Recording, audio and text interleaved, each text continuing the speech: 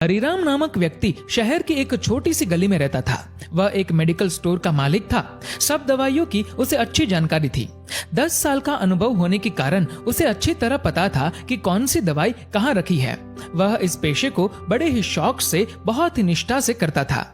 दिन ब दिन उसकी दुकान में सदैव भीड़ लगी रहती थी। वह ग्राहकों को उनकी जरूरत की दवाइयाँ बहुत सावधानी और इत्मीनान से देता था। पर उसे भगवान पर कोई भरोसा नहीं था। वह एक नास्तिक था। भगवान के नाम से ही वह चिढ़ने लगता था। घर वाले उसे बहुत समझाते, पर वह उनकी एक न सुनता था। खाली वक्त मिलने पर वह अपने दोस्तों के संग मिलकर घर या दुकान में ताश खेलता था। एक दिन उसके दोस्त उसका हालचाल पूछने दुकान में आए और अचानक बहुत जोर से बारिश होने लगी। बारिश की वजह से दुकान में भी कोई नहीं था। बस फिर क्या, सब दोस्त मिलकर ताश खेलने लगे। तभी एक छोटा सा लड़का उसकी दुकान में दवाई लेने पर्ची लेकर आया। उसका पूरा शरीर भीगा था। हरिराम ताश खेलने में इतना मशगूल था कि बारिश में आए हुए उस लड़के पर उसकी नजर नहीं पड़ी।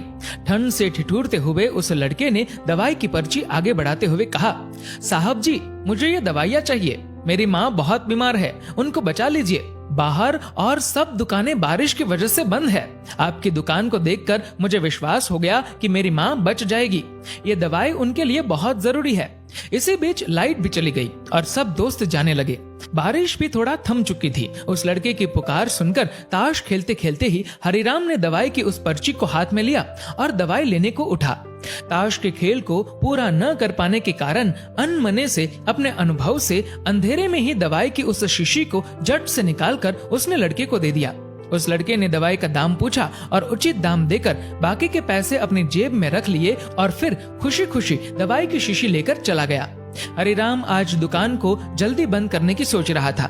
थोड़ी देर बाद लाइट आ गई और वह ये देखकर दंग रह गया कि उसने जिसे दवाई की शीशी समझकर उस लड़के को दिया था, वह चूहे मारने वाली जहरीली दवा है, जिसे उसके किसी ग्राहक ने थोड़ी ही देर पहले लौटाया था। और ताश खेलने की धुन में उसने अन्य दवाइयों के बीच ये सोचकर रख दिया था कि ताश की बाजी के बाद फिर उसे अपनी जगह पर वापस रख देगा।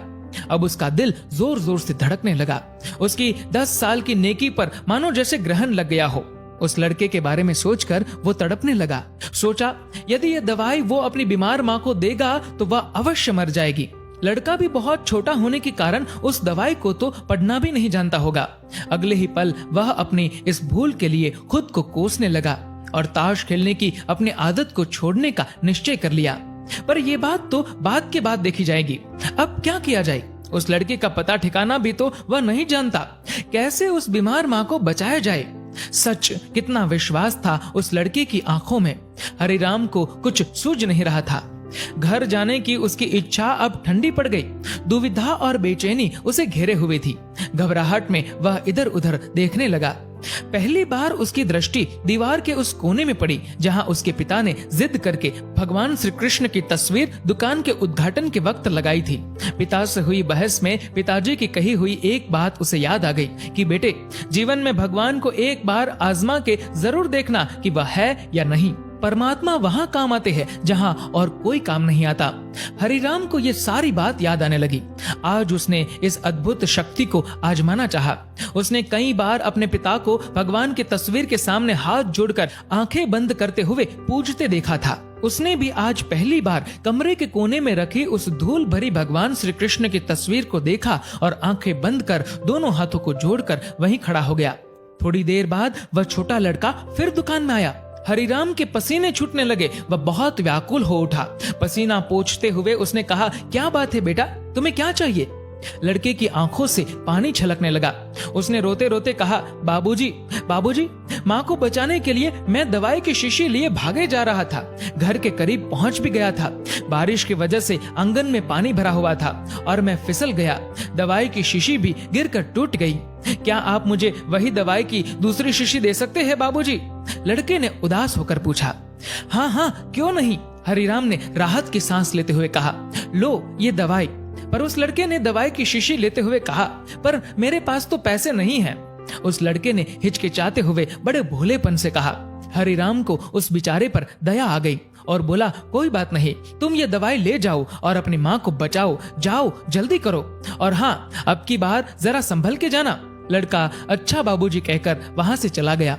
अब हरिराम की जान में जान आई। भगवान को धन्यवाद देते हुए अपने हाथों से उस धूल भरी तस्वीर को लेकर अपनी धोती से पोंछने लगा और अपने सीने से लगा लिया। अपने भीतर हुए इस परिवर्तन को वह पहले अपने घर वालों को सुनाना चाहता था। जल्दी से दुकान बंद करके वह घर को रवाना हुआ। उसकी नास्तिकता की घोर अंधेरी रात भी अब बीत गई थी और अगले दिन की नई सुबह एक नए हरिराम के स्वागत में तैयार थी। इंसान का नसीब उतनी बार बदलता है जितनी बार वह ईश्वर को याद करता है।